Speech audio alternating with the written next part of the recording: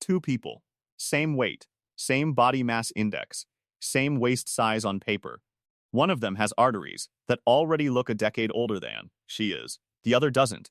The scale can't tell you which one you are. Your arteries already know. Here's the mistake almost everyone makes. We treat fat like it's all one thing.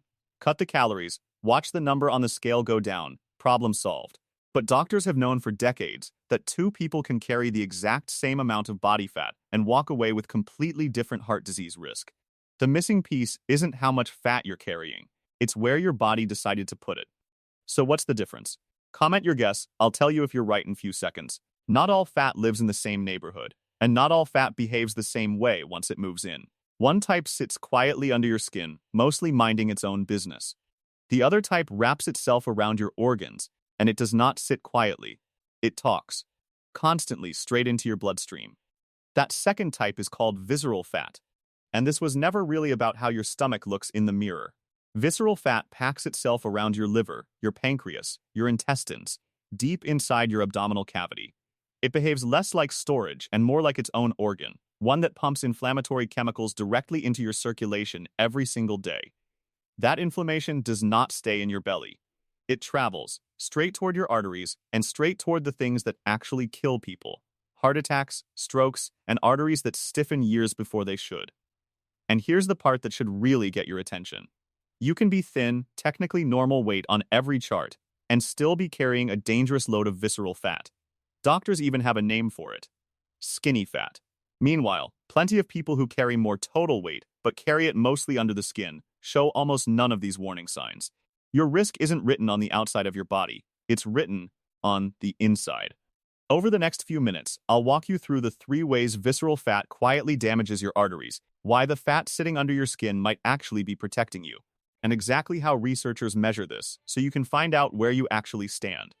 I am as someone who spends a lot of time in the research, and today I pulled from major cardiovascular studies, including data from the Framingham Heart Study and the multi-ethnic study of atherosclerosis, to give you the clearest, most honest picture of what the science actually shows.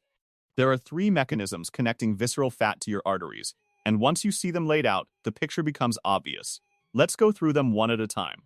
Mechanism 1. Inflammatory signaling. Think of healthy fat tissue as a quiet, well-behaved neighbor. Visceral fat is not that.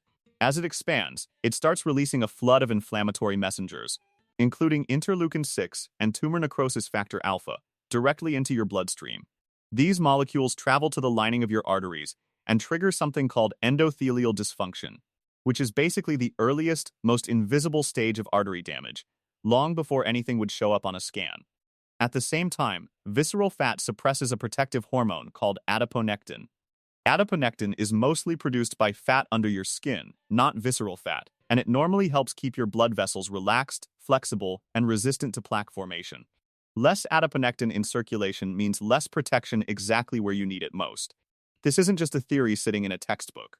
A study out of Spain, the eVascu study, measured this directly using something called pulse wave velocity, which is essentially a speedometer for how fast a pressure wave travels through your arteries.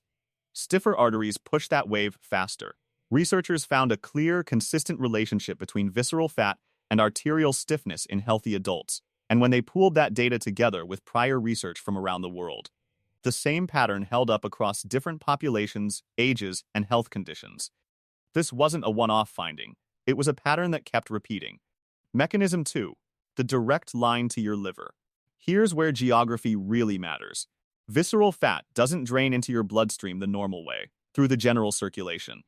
It drains straight into something called the portal vein, a blood vessel that runs directly into your liver. That means every free fatty acid visceral fat releases takes a shortcut, arriving at your liver in a concentrated, undiluted dose. Your liver responds by pumping out more triglycerides, more of the harmful small particle cholesterol, and less of the protective kind. It also becomes progressively less responsive to insulin. That insulin resistance is a big deal for your arteries because it sets off a cascade of higher blood sugar, higher blood pressure, and more inflammation all at once. When your cells stop responding properly to insulin, your body compensates by producing even more of it, and chronically elevated insulin itself promotes stiffening and thickening of the artery wall over time. It's a slow burn, not a single event, which is exactly why so many people don't notice anything is wrong until a routine scan or a cardiac event forces the issue. In a massive analysis of National Health Survey data in the United States, researchers found that waist circumference, a simple stand-in measurement for visceral fat, was strongly and independently linked to coronary artery disease. And when they used genetic data to test whether this relationship was more than just correlation, it held up as likely causal, running through exactly this pathway: chronic inflammation, insulin resistance, and damaged blood fat profiles working together to accelerate plaque buildup inside your arteries. Mechanism 3. Fat that literally touches your arteries. This one is the most direct of all three. Visceral fat isn't confined to your belly. Closely related fat depots sit right on top of your heart and wrapped around your blood vessels, known as pericardial fat and perivascular fat. This fat isn't sending signals from a distance the way belly fat does. It's in direct physical contact with the artery wall itself. The multi-ethnic study of atherosclerosis used CT and MRI imaging to look at this directly, and found that people carrying more pericardial fat had a specific, more dangerous pattern of plaque buildup in their coronary arteries, a pattern linked to instability, independent of body mass index and waist circumference. The Framingham Heart Study found something similar. Both pericardial fat and visceral fat were linked to existing cardiovascular disease, even after adjusting for standard measures of obesity, and pericardial fat alone stayed linked to a prior heart attack even after every other measure of body fat was accounted for. When fat sits directly against your arteries, it doesn't need to send a chemical message across your bloodstream. It's already there, already in contact, already doing damage. So that's the damage side of the story. But here's the twist almost nobody talks about. Not all body fat is working against you. Some of it is quietly on your side. Fat stored in your hips and thighs, what researchers call gluteofemoral fat, behaves almost like the opposite of visceral fat. Instead of dumping fatty acids into your bloodstream on demand, it stores them long-term and releases them slowly. It's consistently associated with a healthier lipid and glucose profile, not a worse one. A large genetic study published in the journal Neurology found that people with more gluteofemoral fat had a measurably lower risk of cerebrovascular disease, largely because this fat depot supports healthier blood pressure, blood sugar, and cholesterol levels across the board. It gets even more specific than that. In a study of people living with type 2 diabetes, researchers directly compared carotid artery thickness, an early measurable marker of atherosclerosis, across different combinations of fat. People with high visceral fat and low subcutaneous fat had the thickest, most damaged arteries in the entire study group. But people who carried high visceral fat alongside high subcutaneous fat actually showed less arterial thickening than expected. In other words, subcutaneous fat wasn't just neutral. It appeared to actively buffer some of the damage visceral fat was causing underneath it. This is exactly why waist size alone can be misleading. Two people can measure the same around the middle, but if one of them is carrying more of that as a subcutaneous layer over a smaller visceral core, their arterial risk can look completely different on a scan. Location within location matters, not just the total. So how do you actually find out which category you fall into? Here's the honest answer. You can't tell just by looking in the mirror, and you can't tell from your weight alone. The gold standard is CT or MRI imaging, which measures visceral fat directly and precisely, but that's expensive, involves radiation in the case of CT, and isn't something you'll do casually.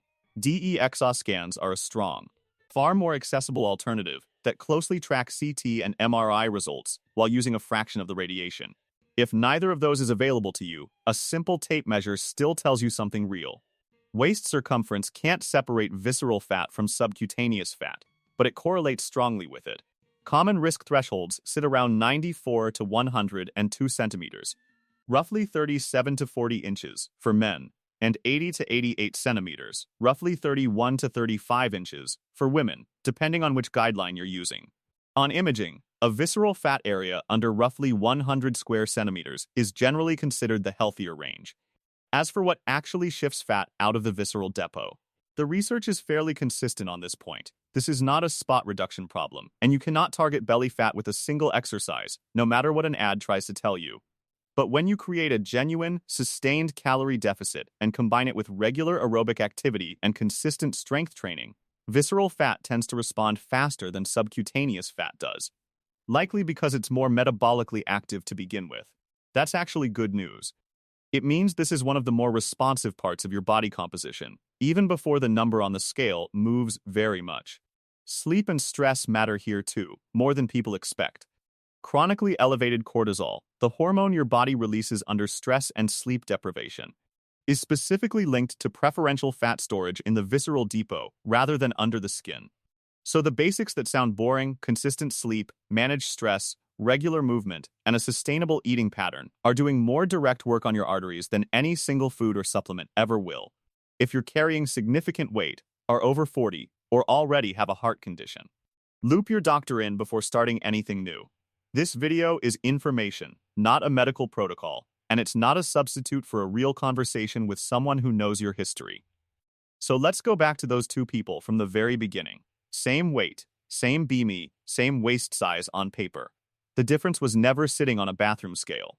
It was in where the fat was actually living, how loudly it was signaling into their bloodstream, and how physically close it had crept to their arteries. That's the number that actually matters. And now you know how to go find yours. If this helped you see fat differently, you know what to do. I'll see you in the next one.